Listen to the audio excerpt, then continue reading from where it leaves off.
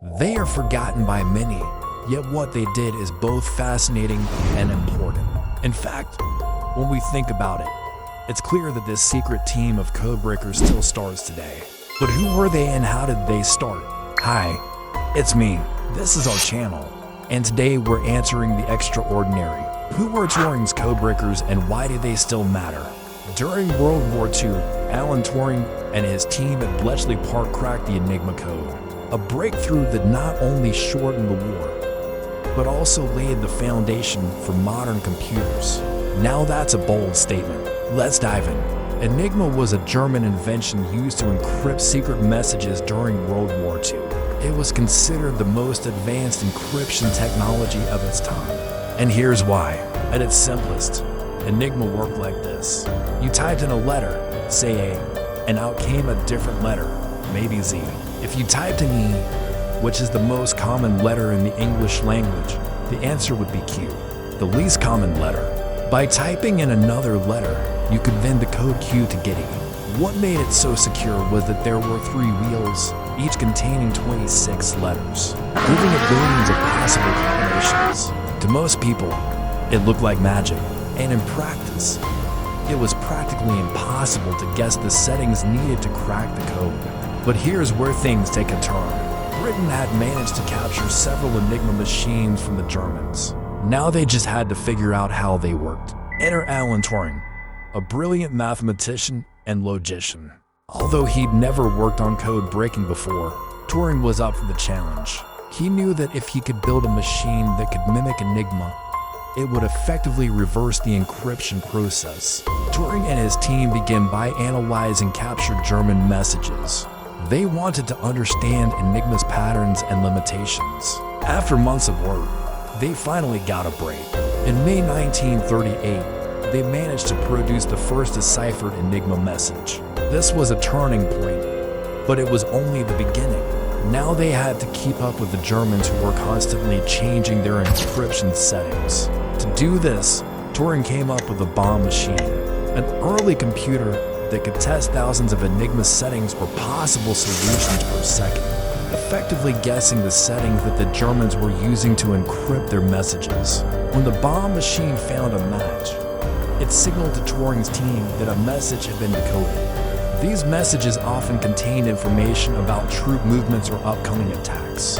In addition to building the bomb machine, Turing and his team also developed new ways to attack Enigma. One method, known as crypt, involves searching for common words or phrases in encrypted messages.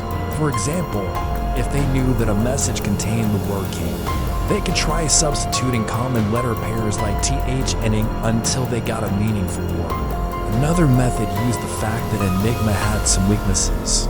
For instance, if you typed a repeated letter, like AAA, the output would often have the same letter repeated, but shifted later in the sequence. These methods were incredibly tedious and required the work of thousands of people. But thanks to the efforts of Turing and his team, the Allies were able to read large numbers of German messages, shortening the war and saving countless lives. So just how much of an impact did these codebreakers have on the outcome of World War II? Some historians argue that Turing's work alone saved the lives of millions and possibly shortened the war by 2 years. Imagine if the Germans had won the Battle of the Atlantic, the U-boat campaign, or the Battle of Britain. The outcome of the entire war could have been altered. But thanks to the codebreakers at Bletchley Park, the Allies were able to stay one step ahead of the Germans.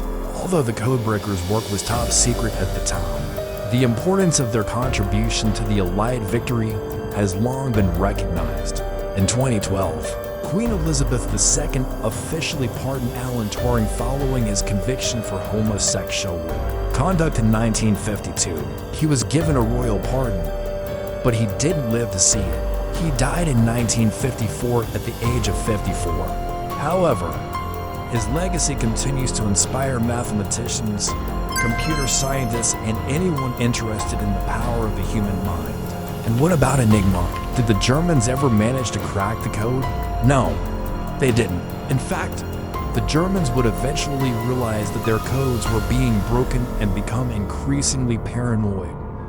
but they never discovered the true extent of the British intelligence. Operations like these were carried out until the end of the war. After the war ended, the codebreakers faced a dilemma.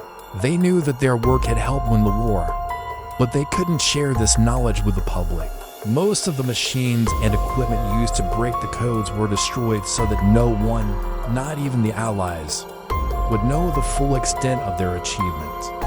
Many of the codebreakers themselves were sworn to secrecy, and for decades, the only record of their work was classified documents stored in government archives.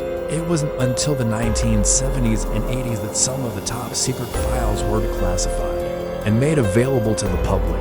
Even then, much of the information was heavily redacted to protect sensitive sources and methods. Nevertheless, what did emerge was a remarkable story of ingenuity, courage, and patriotism. Today, the public has a better understanding of the contributions of the codebreakers at Bletchley Park. Several museums and organizations are dedicated to preserving their legacy. In 2018, the National Museum of Computing at Bletchley Park opened an exhibition called Secret Rules, which explored the role of mathematics in breaking the Enigma code. The exhibition featured interactive displays, including a replica of the bomb machine. It also included personal stories from former codebreakers, giving visitors a glimpse into the daily life at Bletchley Park. But it's not just museums that are keeping the memory of these codebreakers alive. In recent years, there has been a growing interest in learning more about their work through books, documentaries, and even feature films. For example, the 2014 film The Imitation Game starring Benedict Cumberbatch brought Alan Turing's story to a wider audience. While the film took some creative liberties, it accurately depicted Turing's brilliance and the importance of his work. Despite the growing recognition of their contributions, the codebreakers remain a somewhat obscure part of World War II history. Their work was conducted in secrecy, and many of them lived their lives away from the public eye. However, their legacy continues to inspire people around the world to explore the possibilities of mathematics and computer science. So can you imagine a world without computers or the internet? Without Turing, that might have been our reality. Thanks for watching. If you enjoyed this episode, hit subscribe for more untold stories that shape our world.